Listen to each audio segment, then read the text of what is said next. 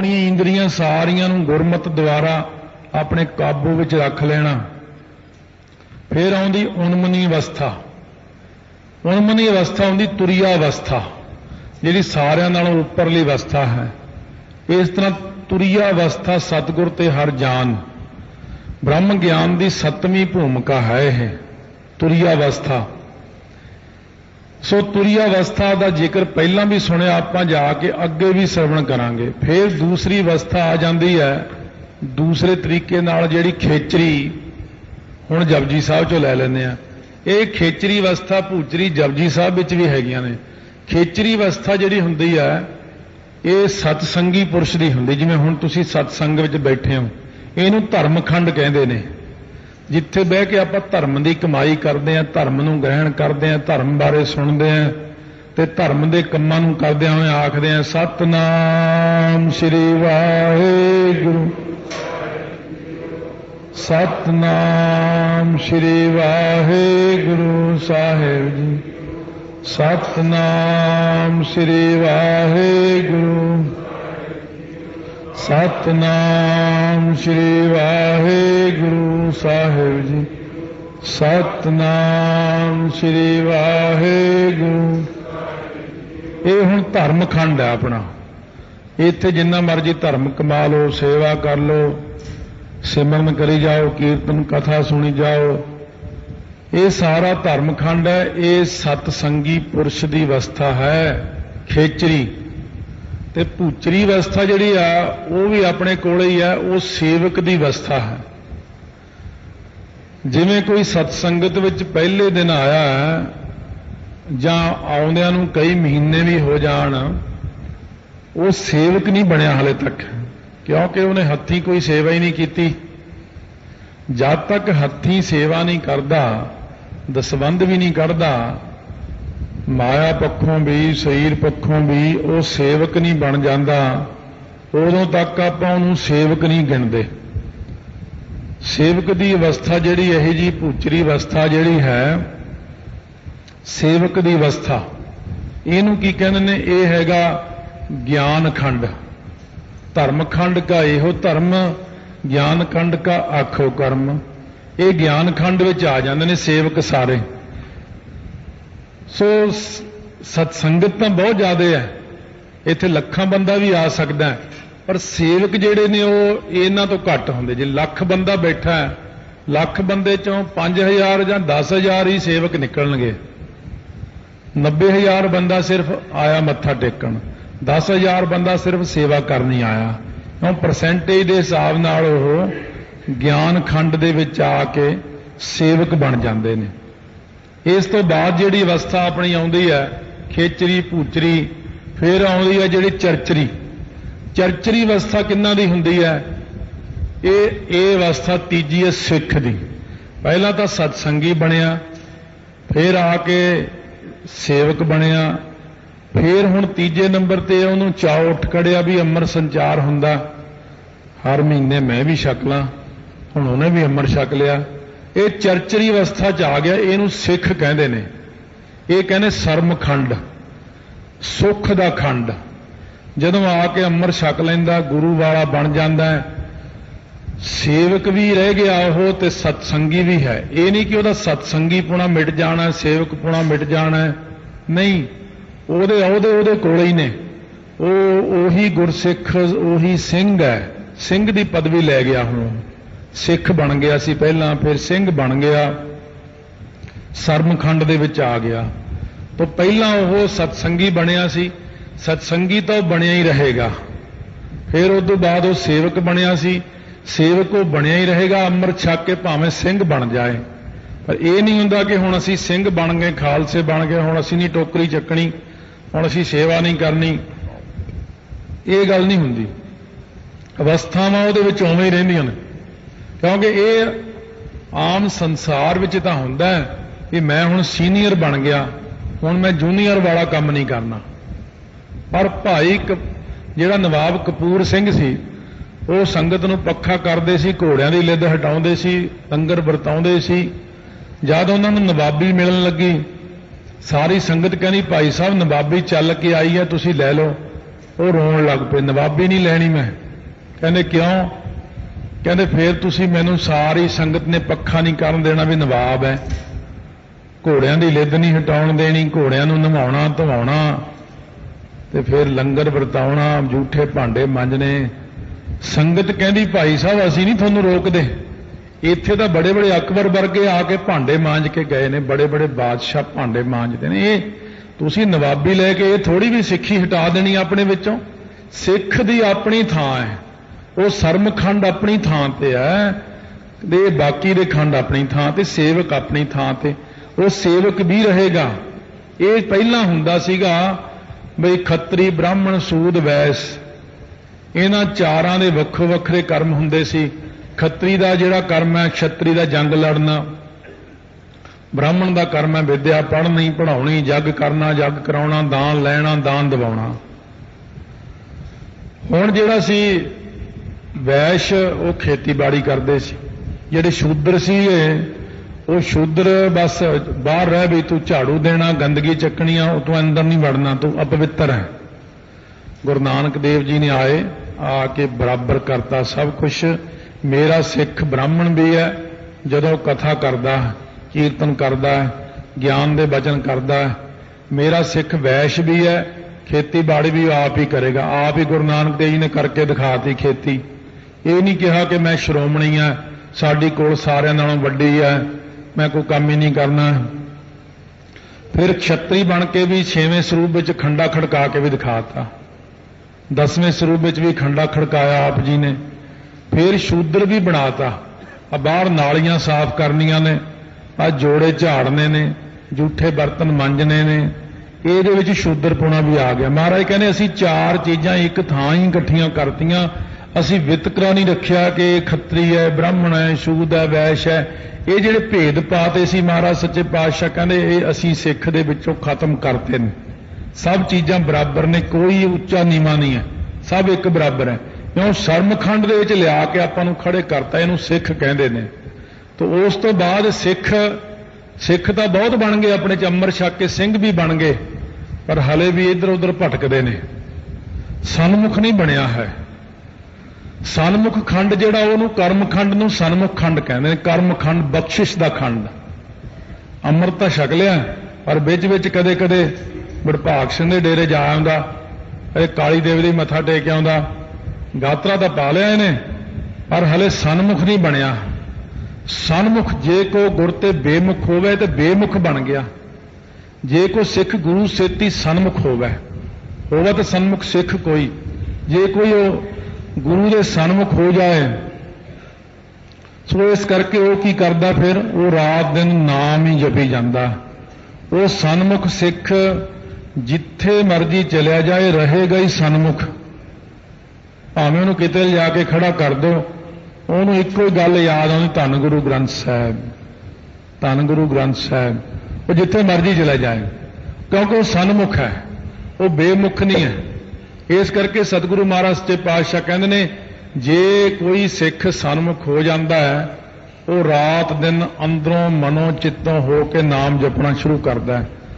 ਭਗਤ ਨਾਮਦੇਵ ਨੂੰ ਬੜਾ ਜ਼ੋਰ ਲਾਇਆ ਕਿ ਤੂੰ ਰਾਮ ਰਾਮ ਛੱਡ ਕੇ ਅੱਲਾ ਅੱਲਾ ਕਹਿ ਲੈ, ਨਾ, ਇਹ ਹੋ ਹੀ ਨਹੀਂ ਸਕਦਾ। ਕਿਉਂਕਿ ਭਗਤ ਨਾਮਦੇਵ ਜੀ ਸਨਮੁਖ ਹੋ ਗਏ ਪਰਮੇਸ਼ਰ ਦੇ, ਕਰਮਖੰਡ ਵਿੱਚ ਚਲੇ ਗਏ। ਇਹ ਨਹੀਂ ਹੋ ਸਕਦਾ, ਜਿੰਨਾ ਮਰਜ਼ੀ ਜ਼ੋਰ ਲਾ ਲਓ। ਜਿਵੇਂ ਕੋਈ ਉਹ ਵਿਆਹੀ ਗਈ ਸੀ ਲੜਕੀ ਉਧਰ ਸਰਸੇ ਵੱਲ, ਤਾਂ ਉਹ ਸੀਗੇ ਦੂਜੇ ਪਾਸੇ ਮੰਨਣ ਵਾਲੇ ਨਕਲੀ ਗੁਰੂ ਨੂੰ ਜਿਹੜਾ ਉਧਰ ਸੀਗਾ, ਤਾਂ ਉਹ ਕਹਿਣ ਲੱਗੇ ਵੀ ਉਹ ਸੀ ਅੰਮ੍ਰਿਤਧਾਰੀ। ਹੁਣ ਗਲਤੀ ਨਾਲ ਕਈ ਵਾਰ ਹੋ ਜਾਂਦੇ ਰਿਸ਼ਤੇ, ਸੰਜੋਗ ਵਿਜੋਗ ਪਤਾ ਹੀ ਨਹੀਂ ਲੱਗਦੇ ਕਈ ਵਾਰੀ। ਉਹ ਪਰਿਵਾਰ ਸੀ ਇਹ ਜਿਹੀ, ਉਹ ਨਕਲੀ ਗੁਰੂ ਕੋਲ ਲੈ ਗਏ ਜੀ, ਇਹ ਵਿਆਹ ਕੇ ਲਿਆਂਦੀ, ਇਹ ਨੂੰਹ ਆ ਸਾਡੀ। ਉਹ ਕਹਿੰਦਾ ਬੇਟਾ ਸਮੇਥੋਂ ਆ ਕਰਕੇ ਨਾਮਦਾਨ ਲਓ, ਮੈਂ ਗੁਰੂ ਹਾਂ ਤੁਹਾਡਾ, ਮੈਨੂੰ ਗੁਰੂ ਧਾਰਨ ਕਰੋ। ਕਹਿੰਦੇ ਬਾਬਾ ਜੀ ਗੁਰੂ ਧਾਰਨ ਕਰਨ ਵੇਲੇ ਕੀ ਕੀ ਅਰਪਣ ਕਰਨਾ ਪੈਣਾ? ਕਹਿੰਦੇ ਤਨ ਮਨ ਧਨ ਸਭ ਅਰਪਣ ਕਰੀਦਾ ਗੁਰੂ ਨੂੰ। ਕਹਿੰਦੇ ਬਾਬਾ ਜੀ ਗੱਲ ਇਹ ਵੀ ਤਨ ਤਾਂ ਮੇਰੇ ਪਤੀ ਦਾ, ਕਿਉਂਕਿ ਮੈਂ ਆਪਣੇ ਪਤੀ ਨਾਲ ਵਿਆਹੀ ਗਈ ਹਾਂ, ਧਨ ਸਾਡੇ ਕੋਲ ਹੈ ਨਹੀਂ, ਅਸੀਂ ਗਰੀਬ ਆਦਮੀ ਹਾਂ। ਰਹਿ ਗਿਆ ਮਨ, ਇਹ ਜਿਹੜਾ ਮੇਰਾ ਮਨ ਹੈ, ਜੇ ਤੁਹਾਡੇ ਕਾਬੂ ਚ ਆਉਂਦਾ ਇਹਨੂੰ ਕਰ ਲਓ। ਉਹ ਬਾਬਾ ਕਹਿੰਦਾ ਇਹਨੂੰ ਲੈ ਜਾਓ, ਇਹ ਤਾਂ ਸਿੰਘ ਸਭੀਆਂ ਦੀ ਕੁੜੀ ਲੱਗਦੀ ਆ, ਇਹ ਤਾਂ ਗਿਆਨੀਆਂ ਦੀ ਕੁੜੀ ਲੱਗਦੀ, ਲੈ ਜਾਓ ਇਹਨੂੰ, ਇਹ ਨਹੀਂ ਸਾਡੇ ਕਾਬੂ ਚ ਆਉਣੀ ਹੈ। ਇਹ ਤਾਂ ਮੂਰਖਾਂ ਨੂੰ ਠੱਗਦੇ ਨੇ, ਜਿਹੜਾ ਗਿਆਨਵਾਨ ਬੰਦਾ ਉਹਦੇ ਤੇ ਕਾਬੂ ਨਹੀਂ ਪਾ ਸਕਦੇ ਲੋਕ। ਇਸ ਕਰਕੇ ਸਤਿਗੁਰੂ ਮਹਾਰਾਜ ਸੱਚੇ ਪਾਤਸ਼ਾਹ ਕਹਿੰਦੇ ਜਿਹੜਾ ਸਨਮੁਖ ਸਿੱਖ ਹੁੰਦਾ ਉਹ ਸਿੱਧਾ ਹੀ ਸ਼ੇਰ ਵਾਂਗੂ ਜਾਂਦਾ, ਉਹਨੂੰ ਦੂਜਾ ਰਾਹ ਹੀ ਦਿਖਦਾ, ਉਹਨੂੰ ਹਰ ਪਾਸੇ ਆਪਣਾ ਗੁਰੂ ਹੀ ਨਜ਼ਰ ਆਉਂਦਾ, ਉਹਨ ਕਿਤੇ ਨਹੀਂ ਭਟਕਣਾ, ਕਿਤੇ ਨਹੀਂ ਜਾਣਾ।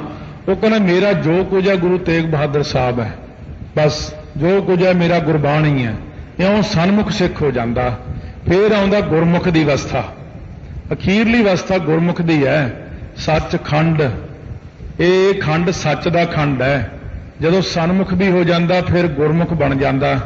ਗੁਰਮੁਖ ਨਾਮਦਾਨ ਇਸ਼ਨਾਨ, ਗੁਰਮੁਖ ਲਾਗੈ ਸਹਿਜ ਧਿਆਨ। ਫਿਰ ਕਹਿੰਦੇ ਗੁਰਮੁਖ ਰੋਮ ਰੋਮ ਹਰ ਧਿਆਵੈ, ਗੁਰਮੁਖ ਪਵਿੱਤਰ ਪਰਮ ਪਦ ਪਾਵੈ। ਗੁਰਮੁਖ ਦੀ ਅਵਸਥਾ ਦਾ ਜ਼ਿਕਰ ਸਿੱਧਾ ਕੋਲ ਗੁਰੂ ਨਾਨਕ ਦੇਵ ਜੀ ਨੇ ਸਿੱਧ ਗੋਸ਼ਟ ਵਿੱਚ ਬੜਾ ਕੀਤਾ। ਗੁਰਮੁਖਾਂ ਦਾ ਲੱਛਣ ਕਾਫੀ ਜਗ੍ਹਾ ਗੁਰਬਾਣੀ ਦੇ ਵਿੱਚ ਮਹਾਰਾਜ ਨੇ ਕਥਨ ਕੀਤਾ ਹੈ। ਇਹ ਸੱਚਖੰਡ ਦੀ ਅਵਸਥਾ ਆਪਣੀ, ਇਹਨੂੰ ਕਹਿੰਦੇ ਉਨਮਨੀ ਅਵਸਥਾ। ਪਿੱਛੇ ਆਪਾਂ ਸੁਣ ਲੀਆਂ ਅਗੋਚਰੀ ਅਵਸਥਾ, ਪਹਿਲਾਂ ਇਸ ਤੋਂ ਸੁਣ ਲਈ। ਇਹ ਹੁਣ ਉਨਮਨੀ ਅਵਸਥਾ ਜਿਹੜੀ ਸਿੱਧਾਂ ਨੂੰ ਮਿਲੀ ਹੈ ਉਹ ਤਾਂ ਬਹੁਤ ਛੋਟੀ ਹੈ, ਬਟ ਜਿਹੜੀ ਉਹਨਾਂ ਦੀ ਉਨਮਨੀ ਕੀ ਸੀ? ਸਵਾਸਾਂ ਨੂੰ ਦਸਮ ਦੁਆਰ ਵਿੱਚ ਲਿਜਾ ਕੇ ਸਹੰਸਰ ਦਲ ਕਮਲ ਨੂੰ ਦੇਖਣਾ, ਬ੍ਰਹਮ ਦੀ ਲਾਟ ਦੇ ਦਰਸ਼ਨ ਕਰਨੇ, ਫਿਰ ਬ੍ਰਹਮ ਰੰਧਰ ਨਾੜੀ ਨੂੰ ਫੋੜ ਕੇ ਬ੍ਰਹਮ ਲੋਕ ਵਿੱਚ ਜਾਣਾ। ਬਸ ਇੰਨਾ ਹੀ ਕੰਮ ਹੈ। ਪਰ ਆਪਣੀ ਅਵਸਥਾ ਗੁਰਸਿੱਖ ਦੀ ਉਨਮਨੀ ਚ ਜਿਹੜੀ ਹੈ ਗੁਰਮੁਖ ਦੀ ਅਵਸਥਾ, ਸੱਚਖੰਡ ਵਸੈ ਨਿਰੰਕਾਰ, ਕਰ ਕਰ ਵੇਖੈ ਨਦਰ ਨਿਹਾਲ, ਤਿੱਥੈ ਖੰਡ ਮੰਡਲ ਵਰ ਭੰਡ, ਜੇ ਕੋ ਕਥਾ ਤਾਂ ਅੰਤ ਨਾ ਅੰਤ, ਤਿੱਥੈ ਲੋ ਲੋ ਆਕਾਰ। ਉੱਥੇ ਪ੍ਰਕਾਸ਼ ਹੀ ਪ੍ਰਕਾਸ਼ ਦੇ ਆਕਾਰ ਹਨ ਸਾਰੇ। ਕਹਿੰਦੇ ਇਦੂ ਗਾਂ ਮੈਥੋਂ ਵੀ ਕਥਨ ਨਹੀਂ ਹੁੰਦਾ, ਕਿਉਂਕਿ ਦੁਨਿਆਵੀ ਲੋਕਾਂ ਨੂੰ ਮੈਂ ਕੀ ਕਹਿ ਕੇ ਸਮਝਾਵਾਂ, ਉਹ ਕਥਨ ਕਰਨ ਤੋਂ ਹੀ ਬਾਹਰ ਹੈ ਸਾਰਾ ਕੁਝ। ਤੁਹਾਡੀ ਬੋਲੀ ਵਿੱਚ ਮੈਂ ਉਹ ਕੁਝ ਬੋਲ ਹੀ ਨਹੀਂ ਸਕਦਾ। ਅਕਹਿ ਅਵਸਥਾ ਹੈ, ਆਨੰਦ ਦੀ ਅਵਸਥਾ ਹੈ। ਉੱਥੇ ਆ ਕੇ ਤਾਂ ਜ਼ੁਬਾਨ ਬੰਦ ਹੋ ਕੇ ਇੱਕੋ ਗੱਲ ਕਹਿੰਦੀ, ਕਹੋ ਕਬੀਰ ਗੂੰਗਾ ਗੁੜ ਖਾਇਆ, ਪੁੱਛੇ ਤੇ ਕਿਆ ਕਹੀਐ। ਜਿਵੇਂ ਗੂੰਗਾ ਬੰਦਾ ਗੁੜ ਖਾ ਕੇ ਉਹਦਾ ਸਵਾਦ ਬੋਲ ਕੇ ਨਹੀਂ ਦੱਸ ਸਕਦਾ, ਇਹ ਉਹ ਨਾਮ ਦਾ ਸਵਾਦ, ਇਹ ਸਤਸੰਗੀ ਦੀ ਅਵਸਥਾ, ਇਹ ਸੇਵਕ ਦੀ ਅਵਸਥਾ, ਇਹ ਸਿੱਖ ਦੀ ਅਵਸਥਾ, ਇਹ ਜਿਹੜੀ ਸਨਮੁਖ ਦੀ ਅਵਸਥਾ, ਇਹ ਗੁਰਮੁਖ ਦੀ ਅਵਸਥਾ, ਇਹ ਆਪਾਂ ਕਹਿ ਨਹੀਂ ਸਕਦੇ ਕਿੰਨੀ ਕਿ ਵੱਡੀ ਅਵਸਥਾ ਹੈ। ਮੰਨੇ ਕੀ ਗਤ ਕਹੀ ਨਾ ਜਾਏ, ਜੇ ਕੋ ਕਹੇ ਪਿੱਛੇ ਪਛਤਾਏ, ਫਿਰ ਉਹਨੂੰ ਪਛਤਾਉਣਾ ਹੀ ਪੈਂਦਾ ਬਾਅਦ ਦੇ ਵਿੱਚ। ਸੋ ਇਸ ਪ੍ਰਕਾਰ ਮਹਾਰਾਜ ਨੇ ਗੁਰਮਤਿ ਅਨੁਸਾਰ ਇਹ ਆਪਾਂ ਨੂੰ ਪੰਜ ਪ੍ਰਵਾਨ ਦੀ ਪੌੜੀ ਰਾਹੀਂ ਉਪਦੇਸ਼ ਦੀ ਦਾਤ ਬਖਸ਼ਿਸ਼ ਕੀਤੀ ਹੈ। ਸਤਿਗੁਰੂ ਮਹਾਰਾਜ ਨੇ ਨਾਮ ਦੀ ਦਾਤ ਬਖਸ਼ੀ ਜਿਹੜੀ।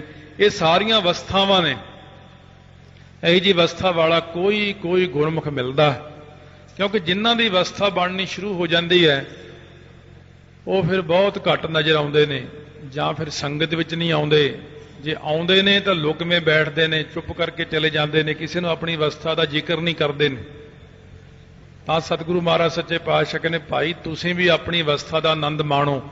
ਇਹ ਅਵਸਥਾ ਤਾਂ ਇਉਂ ਕਥਾ ਵਿੱਚ ਸੁਣਾਤੀ, ਜਿਵੇਂ ਸੰਤ ਬਾਬਾ ਸੁੰਦਰ ਸਿੰਘ ਜੀ ਖਾਲਸਾ ਨੇ ਆਪਣੇ ਨਾਲ ਦੇ 8 ਸਿੰਘਾਂ ਨੂੰ ਪ੍ਰਤੱਖ ਦਰਸ਼ਨ ਕਰਾਏ ਪਰਮੇਸ਼ਰ ਦੇ, ਸਾਰਾ ਕੁਝ ਦਿਖਾਤਾ, ਕੰਧਾਂ ਬੋਲਦੀਆਂ ਦਿਖਾਤੀਆਂ, ਧਰਤੀ ਚੋਂ ਨਾਮ ਸੁਣਾਤਾ। 24 ਘੰਟੇ ਸਿੰਘਾਂ ਨੂੰ ਸੁਰਤ ਨਹੀਂ ਰਹੀ ਕਿੱਥੇ ਬੈਠੇ ਆ। 24 ਘੰਟੇ ਬਾਅਦ ਜਦ ਮਾੜੀ ਮਾੜੀ ਅੱਖਾਂ ਖੁੱਲਣ ਲੱਗੀਆਂ, ਕਹਿੰਦੇ ਮਹਾਰਾਜ ਉਹੀ ਅਵਸਥਾ ਰਹਿਣ ਦਿਓ ਕਿਰਪਾ ਕਰਕੇ, ਹੁਣ ਸਾਡਾ ਤਾਂ ਦੁਨੀਆ 'ਚ ਜੀ ਨਹੀਂ ਲੱਗਦਾ।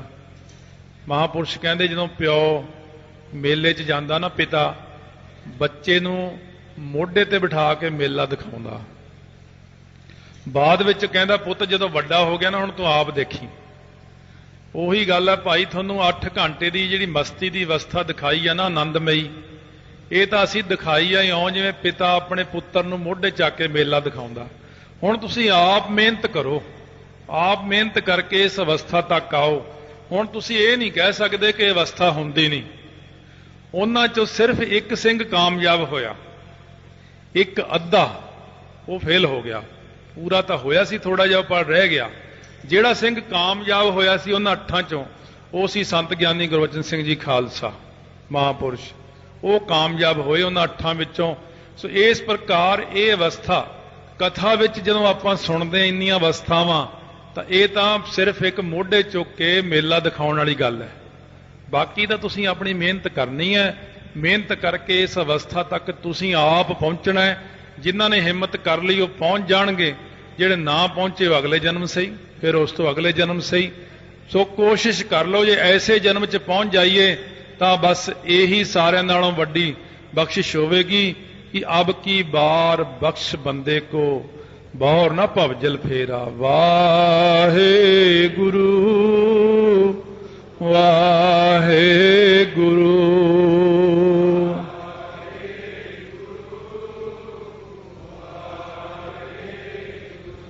वाहे गुरु वाहे गुरु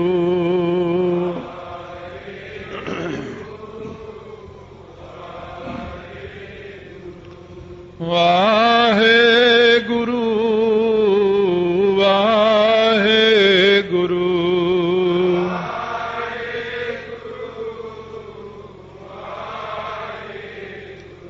वाहे गुरु वाहे गुरु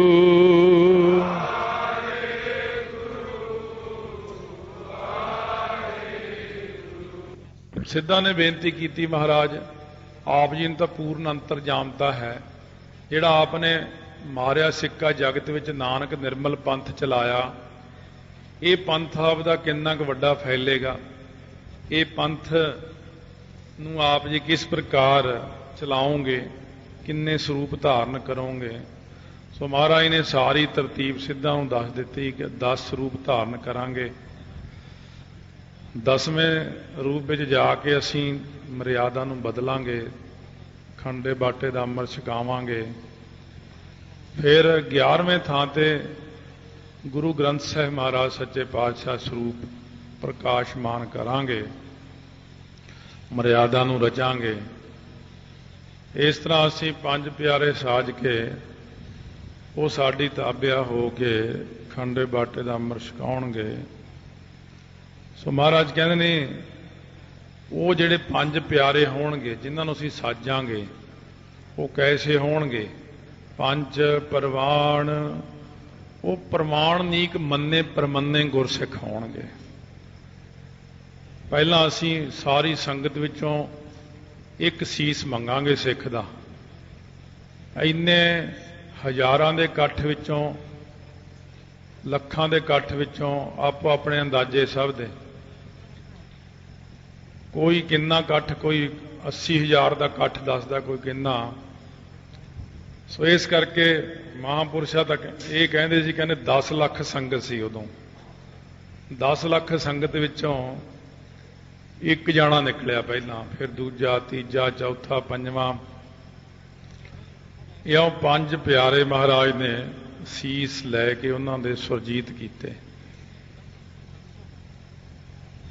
इस प्रकार ये जिहड़े 5 जाणियां ने सिर दिते ने आके, ये भी हुण मन्ने प्रमन्ने जाने आए ने कि 5 प्यारियां दी पदवी थोड़ी जी भगती नाल तां नहीं मिलदी। जे कहीए पिछले जन्म दे विच ये बंदा कोई होर सी जून विच, ते भाई दया सिंह इस जन्म विच जून च आए ने बंदे दी, उन्हां दी हज़ारां लखां सालां दी तपस्या तो बाद एक 5 प्यारियां विच शामिल होने का मौका मिलिया। जिवें पातशाह ने आप 4 युग श्री हेमकुंड साहब तपस्या की है, फिर 10वें जामे विच आए ने। इसे तरह ही जिन्हां दी लखां वर्ष की तपस्या हुंदी है, उन्हां नूं 5 प्यारियां दे रूप विच प्रगट कीता। सो जिवें संत बाबा गुरबचन सिंह जी खालसा ने अपने मुखारबिंद तो उच्चारण किया और लिखिया अपने हथी उन्हां दे बचनां मुताबक, क्योंकि असीं उन्हां नूं संपूर्ण ब्रह्म ज्ञान विच मनदे हां। ऐसा गुरसिख 10वें पातशाह के बचनां नाल जिन्हां दा जन्म होया, माई सेवी नूं 10वें पातशाह ने कहा सी, तेरे घर च समा पा के एक ब्रह्म ज्ञानी पैदा होवेगा, साडा गुरसिख। भाई आलम सिंह जिन्हां ने चमकौर साहब शहीदी दित्ती सी, अंतिम समय सब तो बाद भाई आलम सिंह ही शहीद होए सी, उन्हां नूं ही महाराज ने प्रचार करने वास्ते फिर दोबारा भेजिया सी। सो इस प्रकार बाबा गुरबचन सिंह जी खालसा दे रूप में आके सिੱਖੀ का प्रचार किया। ये पिछले कई जन्मां की तपस्या के आधार पर जन्म मिलता अगे। ਇਹ ਨਹੀਂ ਹੁੰਦਾ ਕਿ ਪਿਛਲੇ ਜਨਮ ਵਿੱਚ ਇੱਕ ਕੁੱਤਾ ਬਿੱਲਾ ਸੀ ਕੋਈ ਜਾਂ ਕੁਛ ਸੀ, ਫਿਰ ਆ ਕੇ ਬੰਦਾ ਬਣ ਗਿਆ, ਝਟਪਟ ਇੱਕਦਮ ਬ੍ਰਹਮ ਗਿਆਨੀ ਬਣ ਗਿਆ। ਐਸਾ ਨਹੀਂ ਹੁੰਦਾ। ਹਜ਼ਾਰਾਂ ਜਨਮਾਂ ਦੀ ਤਪੱਸਿਆ ਤੋਂ ਬਾਅਦ ਕਿਤੇ ਗੁਰੂ ਗ੍ਰੰਥ ਸਾਹਿਬ ਦਾ ਸਿੱਖ ਬਣਦਾ ਜਾ ਕੇ। ਇਹ ਜ਼ਰੂਰ ਨੋਟ ਕਰ ਲਿਓ। ਇਸ ਕਰਕੇ ਲਊ ਜੀ ਦਾ ਅਵਤਾਰ ਭਾਈ ਦਇਆ ਸਿੰਘ ਜੀ ਮੰਨਿਆ ਮਹਾਤਮਾ ਨੇ, ਬ੍ਰਹਮ ਗਿਆਨੀਆਂ ਨੇ। ਇਸੇ ਪ੍ਰਕਾਰ ਧੰਨਾ ਜੀ ਦਾ ਅਵਤਾਰ ਭਾਈ ਧਰਮ ਸਿੰਘ ਨੂੰ ਮੰਨਿਆ, ਧੰਨਾ ਜੱਟ। ਫਿਰ ਚਤੁਰਭੁਜੀ ਫੰਦਕ ਹੋਇਆ, ਫਿਰ ਨਾਮਦੇਵ ਜੀ ਆਏ ਚੌਥੇ ਪਿਆਰੇ। ਇਸੇ ਪ੍ਰਕਾਰ ਸੈਣ ਨਾਈ ਬੁੱਤ ਕਾਰੀਆ, ਭਗਤ ਸੈਣ ਜੀ ਪੰਜਵੇਂ ਪਿਆਰੇ ਦੇ ਰੂਪ ਵਿੱਚ ਆ ਕੇ 10ਵੇਂ ਪਾਤਸ਼ਾਹ ਨਾਲ। ਐਡਾ ਰੁਤਬਾ ਕਿਤੇ ਛੋਟੇ ਜੀ ਚੀਜ਼ ਨੂੰ ਨਹੀਂ ਮਿਲਦਾ। ਛੋਟੇ ਜਿਹੇ ਬੰਦੇ ਨੂੰ ਇੰਨਾ ਵੱਡਾ ਰੁਤਬਾ ਮਿਲ ਨਹੀਂ ਜਾਂਦਾ। ਇਹ ਤਾਂ ਮਹਾਰਾਜ ਸੱਚੇ ਪਾਤਸ਼ਾਹ ਨੇ ਕਿਰਪਾ ਕੀਤੀ ਆ। ਇੰਨੀ ਭਗਤੀ ਤੋਂ ਬਾਅਦ ਜਾ ਕੇ ਇਹਨਾਂ ਨੂੰ ਐਡੇ ਰੁਤਬੇ ਦਿੱਤੇ ਨੇ। ਪ੍ਰਮਾਣ ਨੀਕ ਮੰਨੇ ਪ੍ਰਮੰਨੇ, ਉਹ 5 ਜਾਣੇ ਜਿਹੜੇ ਕਰੋੜਾਂ ਬੰਦਿਆਂ ਵਿੱਚੋਂ ਸਿਰ ਦੇ ਦਿੱਤਾ ਜਿਨ੍ਹਾਂ ਨੇ ਆ ਕੇ, ਕੋਈ ਹੋਰ ਉੱਠ ਕੇ ਨਹੀਂ ਖੜਾ ਹੋਇਆ। ਉਹਨਾਂ ਨੇ ਉਹ ਪ੍ਰਵਾਨ ਹੋਣਗੇ ਗੁਰੂ ਘਰ ਦੇ ਵਿੱਚ। 5 ਪ੍ਰਧਾਨ, ਉਹ ਪ੍ਰਧਾਨ ਰੂਪ ਹੋਣਗੇ ਇਸ ਕਰਕੇ ਕਿਉਂਕਿ 5 ਬਾਣੀਆਂ ਦਾ ਨਿਤਨੇਮ ਕਰਨਗੇ। ਉਹ 5 ਬਾਣੀਆਂ 5 ਪਿਆਰੇ ਪੜ੍ਹ ਕੇ ਖੰਡੇ ਬਾਟੇ ਦਾ ਅੰਮ੍ਰਿਤ ਤਿਆਰ ਕਰਦੇ ਨੇ ਤੇ ਆਪ ਵੀ 5 ਬਾਣੀਆਂ ਹਰ ਰੋਜ਼ ਪੜ੍ਹਦੇ ਨੇ। ਮੁੱਖ ਰੂਪ ਵਿੱਚ 5 ਬਾਣੀਆਂ ਹੀ ਗਿਣੀਆਂ ਜਾਂਦੀਆਂ ਨੇ ਤੇ ਰਹਿ ਰਾਸ ਸ਼ਾਮ ਨੂੰ ਤੇ ਕੀਰਤਨ ਸੋਹਲਾ ਰਾਤ ਨੂੰ ਗਿਣਿਆ ਜਾਂਦਾ। ਇਸ ਕਰਕੇ 5 ਬਾਣੀਆਂ ਜਿਹੜੀਆਂ ਜਪਜੀ ਸਾਹਿਬ, ਜਾਪ ਸਾਹਿਬ, ਸਵਈਏ, ਸ਼ਰਾਵਕ ਸੁਧ ਸਮੂਹ ਸਿਧਾਨ ਕੇ ਦੇਖ ਫਿਰਿਓ ਘਰ ਜੋਗ ਜਤੀ ਕੇ, ਬੇਨਤੀ ਚੌਪਈ ਹਮਰੀ ਕਰੋ ਹਾਥ ਦਰ ਰੱਛਾ, ਪੂਰਨ ਹੋਏ ਚਿੱਤ ਕੀ ਇੱਛਾ, ਤੇ ਆਨੰਦ ਸਾਹਿਬ ਸਾਰਾ 40 ਪੌੜੀਆਂ। ਇਹ 5 ਬਾਣੀਆਂ ਦਾ ਨਿਤਨੇਮ ਹੈ। ਸੰਗਤ ਭਾਵੇਂ ਸਾਰਾ ਕੁਝ ਜਾਣਦੀ ਹੁੰਦੀ, ਪਰ ਸੰਗਤ ਵਿੱਚ ਅਣਜਾਣ ਵੀ ਆ ਜਾਂਦੇ ਨੇ ਬਹੁਤ। ਕਈ ਵਾਰੀ ਕਈ ਪੁੱਛਦੇ ਨੇ ਹੁਣ ਵੀ, ਕਿਉਂਕਿ ਹਰ ਰੋਜ਼ ਕਿਸੇ ਨਾ ਕਿਸੇ ਨੇ ਆਉਣਾ ਹੀ ਹੁੰਦਾ। 5 ਬਾਣੀਆਂ ਕਿਹੜੀਆਂ ਹੁੰਦੀਆਂ? ਫਿਰ ਜਦੋਂ ਜਿੱਥੇ ਜਿੱਥੇ ਵੀ ਕਥਾ ਸੁਣਦੀਆਂ ਨੇ ਸੰਗਤਾਂ, ਕੈਸਟਾਂ ਰਾਹੀਂ ਵੀ ਸੁਣਨ ਲੱਗ ਜਾਂਦੇ ਨੇ, ਇਹ ਉੱਥੇ ਤੱਕ ਹੀ ਪ੍ਰਚਾਰ ਪਹੁੰਚ ਜਾਂਦਾ। ਜਿੱਥੇ ਕਿਸੇ ਨੂੰ ਕਿਸੇ ਗੱਲ ਦਾ ਵੀ ਪਤਾ ਨਹੀਂ ਹੁੰਦਾ, ਉੱਥੇ 5 ਬਾਣੀਆਂ ਦਾ ਦੱਸਣਾ ਬੜਾ ਜ਼ਰੂਰੀ ਹੈ। ਜਪਜੀ ਸਾਹਿਬ ਬ੍ਰਹਮ ਗਿਆਨ ਦੀ ਦਾਤ ਵਾਸਤੇ, ਜਾਪ ਸਾਹਿਬ ਅਕਾਲ ਪੁਰਖ ਨੂੰ ਨਮਸਕਾਰਾਂ ਕੀਤੀਆਂ ਤਟਸਥੀ ਲੱਖਣ ਹੈ। ਸਵਈਏ ਜਿਹੜੇ ਨੇ ਇਹ ਪਖੰਡ ਦਾ ਖੰਡਨ ਕਰਦੇ ਨੇ, ਵਿਰਾਗ ਨੂੰ ਧਾਰਨ ਕਰਾਉਂਦੇ ਨੇ। ਤੇ ਬੇਨਤੀ ਚੌਪਈ ਜਿਹੜੀ ਹੈ ਰੱਖਿਆ ਵਾਸਤੇ ਹੈ। ਆਨੰਦ ਸਾਹਿਬ ਦਾ ਪਾਠ ਜੀਵਨ ਮੁਕਤੀ ਵਾਸਤੇ ਹੈ। ਰਹਿ ਰਾਸ ਦੇ ਪਾਠ ਬਿਨਾਂ ਸੱਚਖੰਡ 'ਚ ਥਾਂ ਨਹੀਂ ਮਿਲਦੀ ਹੈ। ਕੀਰਤਨ ਸੋਹਲਾ ਜਿਹੜਾ ਇਹ ਪੜ੍ਹ ਕੇ ਸੌਵੇਂ ਤਾਂ ਜੇ ਚੜ੍ਹਾਈ ਕਰ ਜੇ ਤਾਂ ਜ਼ਿੰਮੇਵਾਰੀ ਮਹਾਰਾਜ ਦੀ ਹੈ, ਸੱਚਖੰਡ ਨੂੰ ਲੈ ਜਾਂਦੇ ਨੇ। ਰਾਤ ਨੂੰ ਰੱਖਿਆ ਕਰਦਾ, ਬਹੁਤੀ ਤਕਲੀਫ ਹੋਵੇ ਰਾਤ ਨੂੰ ਕੀਰਤਨ ਸੋਹਲੇ ਦੇ 5 ਪਾਠ ਕਰਕੇ ਸੌਂ ਜਾਓ, ਫਿਰ ਬਹੁਤ ਕਿਰਪਾ ਹੁੰਦੀ। ਜੇ ਜ਼ਿਆਦਾ ਹੀ ਕਈ ਵਾਰ ਕੋਈ ਸੰਕਟ ਆ ਪੈਂਦਾ।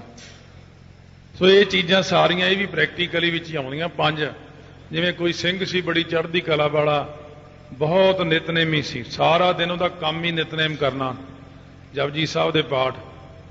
ਉਹ ਕਿਤੇ ਤੁਰਿਆ ਜਾਵੇ, ਰਸਤੇ 'ਚ ਰਾਤ ਪੈ ਗਈ, ਪਿੰਡ ਵਾਲਿਆਂ ਨੂੰ ਕਹਿਣ ਲੱਗਿਆ ਮੈਂ ਇੱਥੇ ਸੌਣਾ ਪਈ, ਕਿਤੋਂ ਕੋਈ ਥਾਂ ਦੱਸੋ। ਕਹਿੰਦੇ ਸਾਡੇ ਤਾਂ ਇੱਥੇ ਗੁਰਦੁਆਰਾ ਤਾਂ ਹੈ ਜੀ, ਬਸ ਵੀ ਬਾਕੀ ਗੁਰਦੁਆਰੇ ਵਾਲਾ ਭਾਈ ਤਾਂ ਰਾਤ ਨੂੰ ਰਹਿੰਦਾ ਵੀ ਨਹੀਂ, ਇੱਕ ਕਮਰਾ ਹੀ ਹੈ। ਆਹ ਇੱਕ ਸਾਧ ਦਾ ਡੇਰਾ ਹੈਗਾ, ਜੇ ਉੱਥੇ ਸੌਣਾ ਸੌਂ ਜਾਓ, ਉੱਥੇ ਕਮਰੇ ਹੈਗੇ। ਉਹ ਸਿੰਘ ਉੱਥੇ ਚਲਿਆ ਗਿਆ। ਕਿਸੇ ਬੰਦੇ ਨੇ ਕਹਿਤਾ, ਕਹਿੰਦੇ ਸਾਧ ਦੇ ਡੇਰੇ ਨਾ ਸੌਂਓ। ਕਹਿੰਦੇ ਕਿਉਂ? ਕਹਿੰਦੇ ਸਾਧ ਰਾਤ ਨੂੰ ਮੰਤਰਾਂ ਦੰਤਰਾਂ ਦੇ ਬਲ ਨਾਲ ਬੰਦੇ ਨੂੰ ਮਾਰ ਦਿੰਦਾ। ਉਹ ਸਿੰਘ ਸੀ ਬੜਾ ਚੜ੍ਹਦੀ ਕਲਾ, ਕਹਿੰਦਾ ਜੇ ਤਾਂ ਊਂ ਕਹਿ ਦਿੰਦੇ ਵੀ ਨਾ ਸੌਂਓ ਫਿਰ ਤਾਂ ਨਾ ਸੌਂਦਾ, ਹੁਣ ਤਾਂ ਮੈਂ ਉੱਥੇ ਹੀ ਸੌਂਗਾ। ਉਹ ਸਿੰਘ ਨੇ ਮੈਨੂੰ ਇਹ ਗੱਲ ਆਪ ਸੁਣਾਈ। ਇੱਕ ਚੀਜ਼ ਹੁੰਦੀ ਤੇ ਅੱਖੀਂ ਦੇਖੀ, ਪੁਰਾਣੀ ਸੁਣੀ, ਮੈਨੂੰ ਸੁਣਾਈ ਆ ਉਹਨੇ ਇਹ ਗੱਲ, ਬੜੀ ਵਾਰ ਸੁਣਾਈ ਨਾਲੇ। ਕਹਿੰਦਾ ਮੈਂ ਜਾ ਕੇ ਜਦੋਂ ਮੈਨੂੰ ਸਾਧ ਨੇ ਮੰਜਾ ਬਿਸਤਰਾ ਦੇਤਾ, ਮੈਂ ਕਹਿੰਦੇ ਸਣੇ ਕੇਸੀ ਇਸ਼ਨਾਨ ਕੀਤਾ ਪਹਿਲਾਂ ਖੂਹ ਤੇ। ਇਸ਼ਨਾਨ ਕਰਕੇ ਜਦੋਂ ਮੰਜੇ ਤੇ